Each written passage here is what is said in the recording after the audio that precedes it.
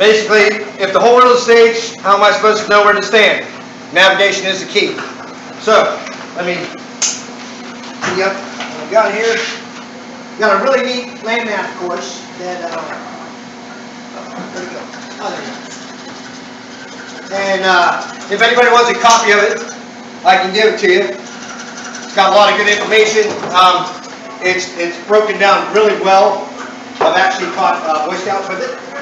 So little kids at 9 and 10 years old grasp the concept of using maps, right? So it's broken down real good. Anyway, examples of a map. Let's start at the beginning, right? Examples of a map. I've got a Disney Magic Kingdom map, right? Disney Magic Kingdom map. All right. Has your Magic Kingdom in the center and Fantasyland and all that jazz, right? Yeah, we got Epcot. That went to Disney recently. Anyway. Right, there's Epcot, Spaceship Earth, and all the international country exhibits. And then I've got a Thousand Island map of this area. Right?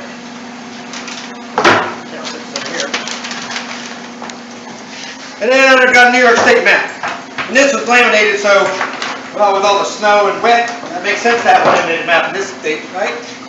Anyway, what's similar about all these maps is they're all a graphic representation of an area, right? And they all have information to help you along your way.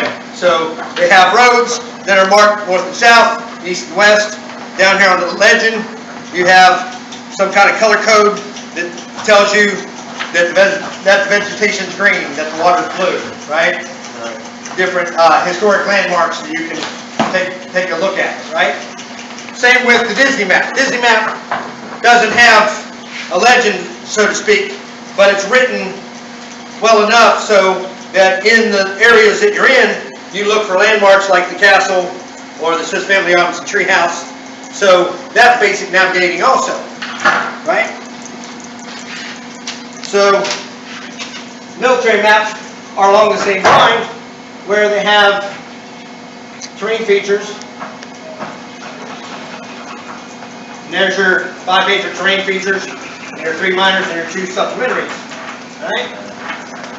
So there's your hill, there's your valley, gives a little 3D representation. There's your ridge line. There's your saddle. What it's showing on the left side is what it looks like on the map, and then you have a 3-dimensional, so you get an idea of what you're looking at on the map and actually what it would look like 3D. Okay? Depression. I think it looks like that thing in Star Wars. You know, eating the what was it, Boba Fett? Yeah, Boba Fett. There's your draw. There's your spur. There's your cliff. And then your supplementary terrain features are a cut and fill. Normally they have some kind of railroad track, like cutting across land. So you have the cut into the hillside, and then the fill is the back fill. Right?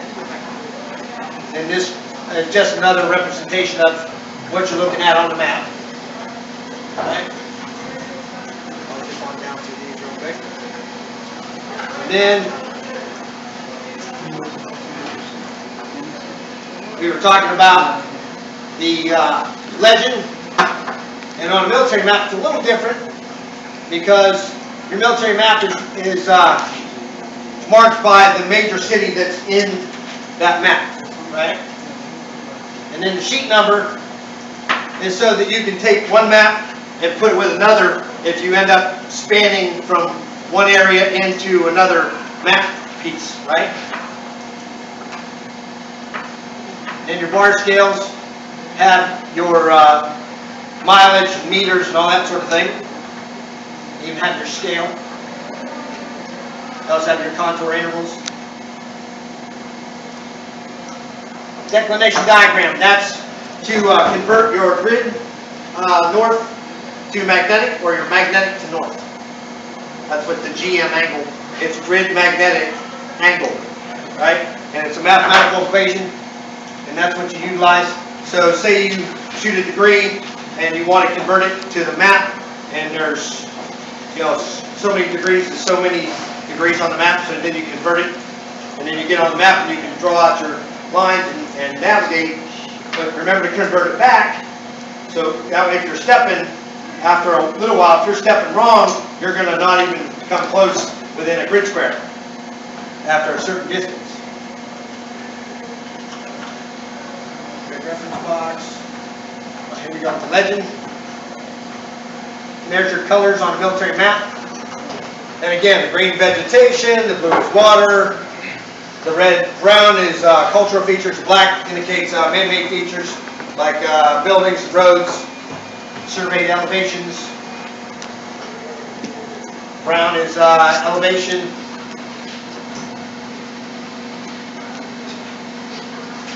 Other equipment that you'll need to use, utilizing this map, right, would be your protractor, which a lot of y'all have seen these before, I'm sure. Yes. Right? Yes. So whatever map you're using, you want to find what size grid square, which it tells you in the legend if it's 1 in 50,000, or 1 in 100,000, or 1 in 25,000, and then you use that triangle on that protractor to determine your grid location, right? Along with your protractor, you have a compass. Gives you your degrees magnetically, right? You got your north, south, east, and west, right? And to remember that west and east, it spells we. So if you're looking on a map, always when you look on a map, you orientate it, and they're always going to try to put the top of the map as north. That's the easiest way to remember that. If you're heading up the map, you're heading north, right? That's the easiest way to do that. So if you're heading up to the top of the map, that's north. The left side of your map would be west, the right side would be east, the bottom would be south, right? Too easy. There's other methods of navigating besides a compass and a protractor. People have navigated by the sun, right? They've navigated by the moon, the stars. The Vikings even navigated with a square-type crystal they call a sunstone. And they used it, and it would gather the last little bit of light, and they'd mark a circle. And then they'd travel with that circle. They'd mark it when it was a sunny day, and then when it was less light, they would mark up, they would line up their lighting to that circle and know that they were still navigating on the same azimuth going across the sea, because that predates actually the compass, which I thought was fascinating. Anyway, and then of course there was the sextant, which is another navigational tool using the horizon and the angle of the sun and the time of day, right? And then we get to the more modern day, which would be the cell phones with the GPS, or your car having the GPS in it, which is a good item to have. And us in the military, we have a Blue Force tracker, and that's also a nice item to have. But if you don't have the basic skills of reading the map and knowing where you're going and how you're getting there, then you'll rely on the GPS too much, and then when it goes, you're done, because you're stuck and you're lost, right? So if you have some kind of concept of a plan B, right, then you're never really lost in the world, right? So, where can it take you? As I showed, it can take you from Disneyland to Fort Drum on some of those crazy circles that our traffic patterns are, right? It can take you across the Adirondacks. Where'd my other map go? Tell me where I went. Oh, nope, okay. Oh, there it is, thank you. It can take you across the Adirondacks to historical sites. I recently went across the Adirondacks over here to Ticonderoga and enjoyed some of the history, right?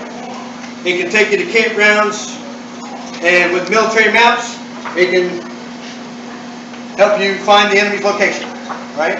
It can also get us from where we're at to where we're going, be it fob to fob, base to base, you know, terrain feature to terrain feature, right? They can get us across town, get us across states, and they can get us across the nation, right?